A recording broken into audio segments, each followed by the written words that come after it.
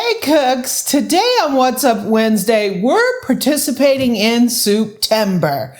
We're going to be making mulligatawny soup. It is absolutely fantastic. So Leanne over at the Mennonite farmhouse invited us to participate in this collab, and I'm really excited about it. This is one of my favorite soups. So welcome to the Amy Learns to Cook kitchen.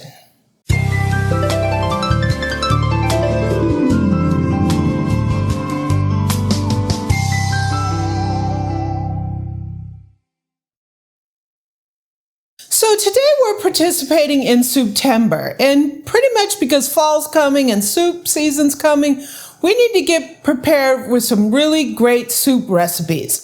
So SOUPTEMBER was organized by Leanne. Hi Leanne, thank you for inviting us. My day on SOUPTEMBER happened to land on Wednesday, so what's up? It's Wednesday too. It's SOUPTEMBER Wednesday, right? So what SOUPTEMBER is, it's a group of YouTubers that are all making a soup, and one will be uploaded every day in the month of September, and it will be a big playlist. So I will link the playlist down below, as well as all the YouTubers that are participating in SOUPTEMBER. Kind of fun. It gives you a big group of soup recipes as we approach fall, right? So we are making mulligatawny. So I have 3 chicken breasts that I call it butterfly, but really it's cutting into cutlets. So I lay the chicken flat and I cut it this way. So you get 2 thin cutlets instead of one with a big side and a thin side, right? So we're going to give this a little bit of salt.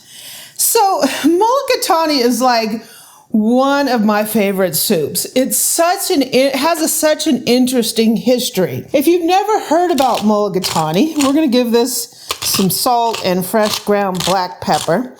Basically, mulligatawny is, if you want to talk about like cross-cultural types of soups, that is mulligatawny. It was originally developed in India. It is the official soup of India. But as the British came to India, they had some influence into this soup. So one thing that's kind of interesting is when the British soldiers were over in India, they brought with them different customs. So in India, they like to eat family style, right? So put everything on the table. Everybody eats family style. We all eat all the dishes together. Well, the British brought the custom of eating things in courses. So they will eat like a salad course, a soup course, a main course throughout their meal. So when they came to India, they brought sort of that tradition with them, which kind of changed the soup. Because when you're thinking about soup, you're thinking about whether the soup is a course or a meal in and of itself.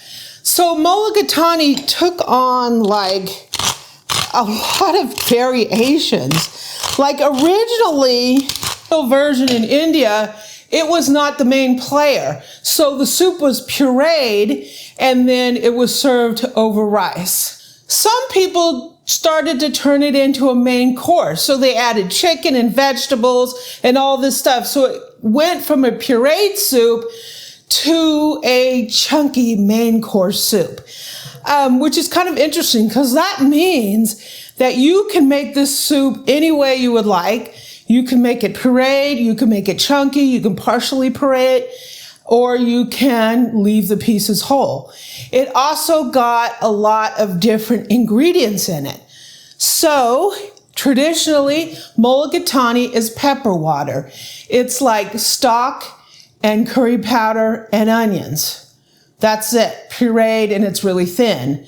As influences from different areas came in, people started adding lentils, potatoes, carrots, apples. So it sort of morphed into what is mulligatawny today. So if anybody tells you that mulligatawny is supposed to be any way, tell them, okay, we're going to make it curry powder, chicken stock, and onions. But everybody's definition of what mulligatawny is different. This is my interpretation, and it's absolutely fantastic. So we have the chicken seasoned. Let me get the stove over here and let's start cooking. Okay, so I have 2 tablespoons of butter in a Dutch oven over medium heat. I'm gonna add in some olive oil. This is gonna raise the smoking point a little bit of the butter. Normally you would use ghee, and I didn't have a chance to make any. And when I was at the store, they wanted like almost $13 for a little small jar of it. So I was like, I'm using regular butter, right? So ideally you'll use ghee because it won't burn like regular butter will, but in a pinch, just mix it with a little olive oil. So we're gonna be browning off our chicken here. Yum. And this deliciousness. We're going to be cooking this so I have 3 chicken breasts here, cut into cutlets. So we're gonna brown these, and we're gonna cook them maybe 80% of the way. So we wanna get a nice browning going on it. We're gonna flip it, and we will cook it. It doesn't have to be totally done. Probably, almost there, right? So as this browns, we'll be back. Okay, we're gonna go ahead and flip this. Nice, and this chicken smells good already, just by itself. And we're gonna go ahead and finish cooking it. So when these are done, I'm gonna cook the rest of this. Okay, so the chicken is all done. It looks fantastic. I'm gonna go ahead and foil it, and we're gonna be setting it to the side. Ultimately, we're gonna be chopping this while the soup is cooking. So let me go grab the other ingredients. Okay, so we have this with all our beautiful fond in it. Look at that. One note, if you're new to Amy Learns to Cook, you can get this recipe out on my website, amylearnstocook.com. And don't forget to hit the subscribe button, right? Because we have a lot of fun cooking. So we have our beautiful fond here. We're gonna go ahead and add some pepper. And this is sort of why it becomes pepper water. Some people put straight up peppercorns in here. I just put ground pepper because I don't want to risk not catching one and then end up losing a tooth, right? So I have a medium onion, and we're going to go ahead and put this in here.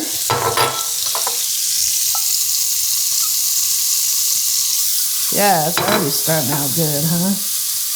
Turn this down so I don't burn the fond. And that onion is going to do some marvelous things in here. It is going to help us get some of these delicious chicken bits off the bottom of this pan. You see that? See how it basically cleans up the pan? And all that flavor ends up in our mulligatawny. So I'm going to go and put some carrot. This would be like 1 chopped carrot. This is, for me, 12 baby carrots that I chopped. I just buy baby carrots and then I use them in my dishes.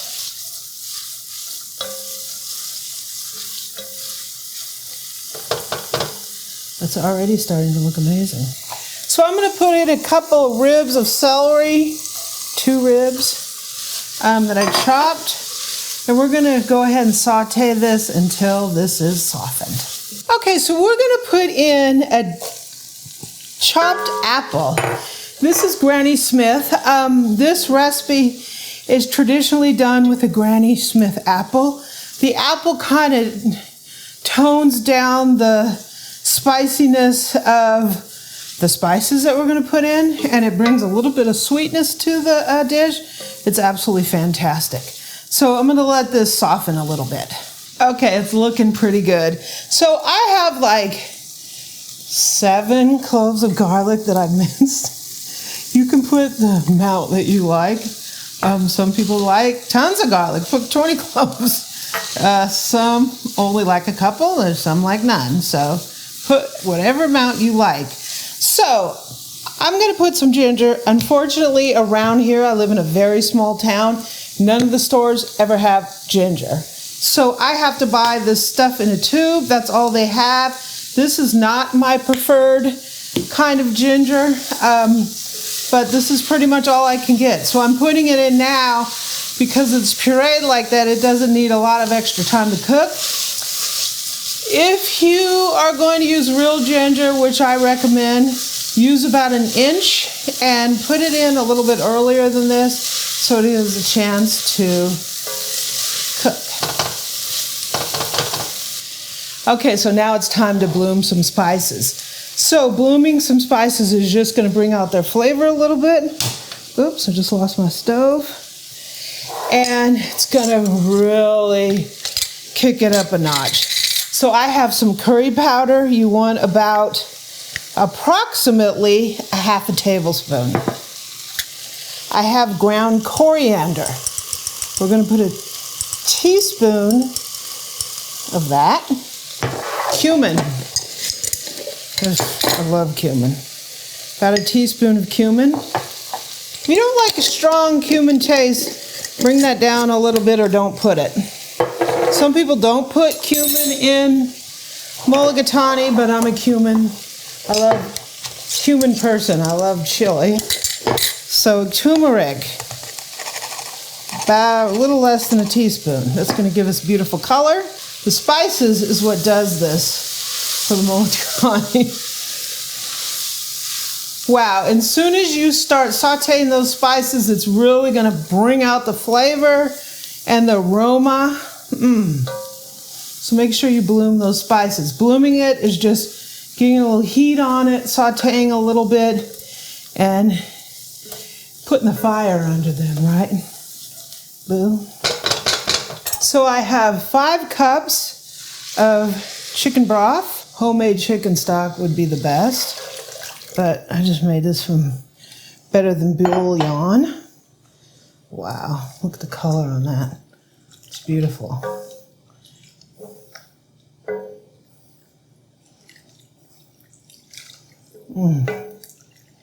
Wow. So good. So I raised the heat on it because I want to bring it to a boil. We're going to put in some lentils. I'm using these red lentils. These are kind of hard to get in a small town. I did find them here. You definitely can get them at an international store. You can use just common lentils. One of the things about red lentils is they're smaller and they tend to mush a little bit more, so they're good for this soup because we're going to puree it. Okay, so I need 1 cup of red lentils, and we're going to go ahead. We have to rinse these. You definitely want to rinse your lentils because, you know, lentils is not necessarily a bean. Oh, I could just put the rest of this in here. It's in the bean family, but they could have rocks and stuff in there like beans can have. So it's a good idea to rinse them. So I'll be right back. Okay, our red lentils are washed. We're going to go ahead and put these in here. And you're going to say, wow, there's a lot of liquid in there. But these lentils are going to take up that liquid. And it's going to be perfect. 5 cups is a perfect amount of liquid. So let's let this come to a boil. Okay, we're at a rolling boil here. We're going to go ahead and knock this down. We just wanted it like a simmer. We're going to put the lid on. This baby is going to cook for about a 1/2 hour. And those lentils are going to be really tender and all the vegetables. So in about a 1/2 hour, we'll be back. Okay, so we're going to go ahead and cut up our chicken here that we basically partially cooked, almost cooked earlier. We're just going to, you can cut it up as you want, but I usually chunk it like this into bite-sized pieces. It smells amazing. Just gonna throw it into a little bowl here.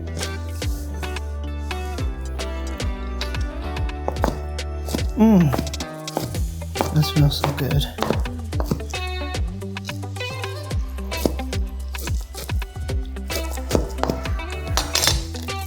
So the chicken's not totally cooked. We're going to be putting it back into the soup and it'll finish cooking then.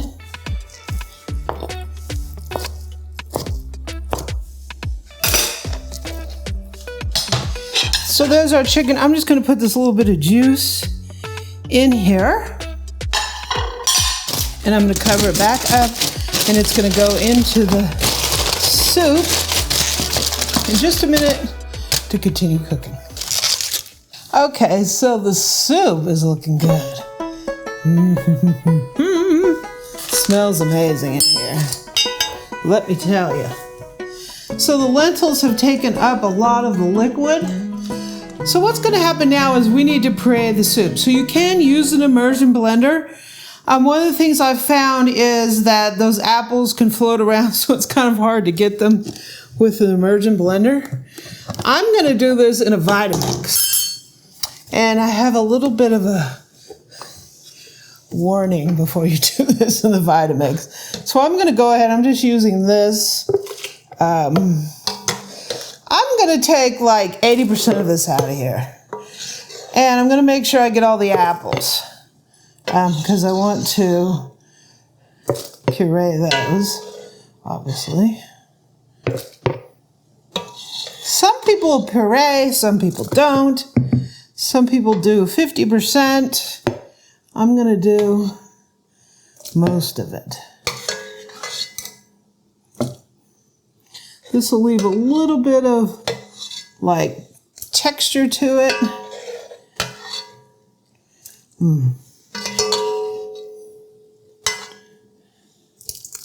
It's going to be delicious.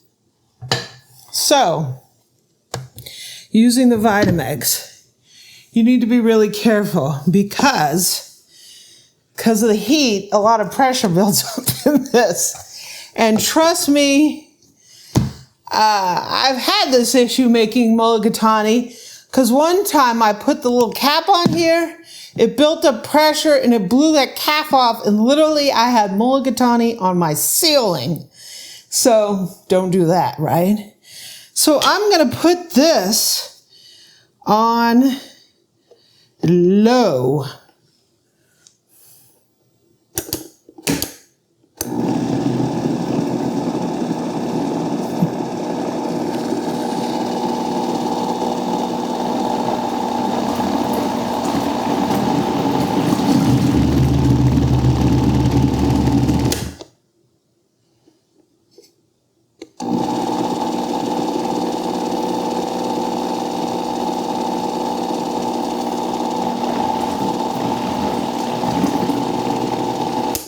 And in a Vitamix, that's about all you need to do. Be careful. Don't do what I did. So we're going to pour this back into here. Wow.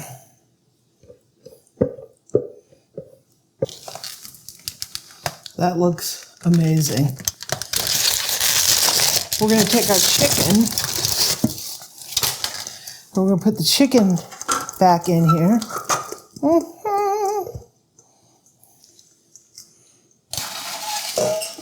I'm going to bring this up and heat a little bit to get the heat going. And we're going to cook this, simmer it until this chicken's done. So when that happens, we'll be back. Okay, so look at this mulligatawny soup. It looks amazing. I'm going to take a quick taste to adjust for seasoning.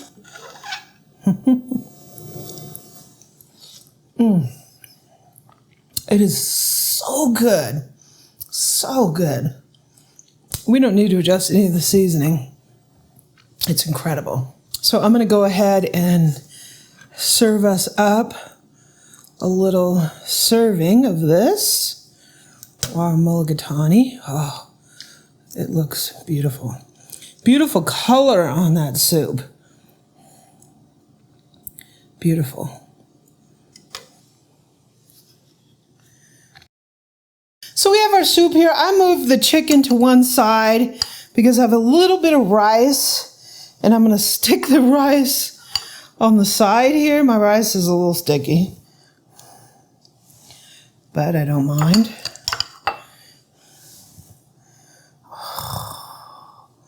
Oh, yeah. I'm going to put a couple leaves of cilantro just for flavor and color. Bring a little green into there. Look at that. So, mulligatawny soup. I'm going to tell you, if you make this soup, you're going to absolutely love it. If you like curry, if you like things that are very slightly sweet, slightly savory, get you a little bit of rice in here.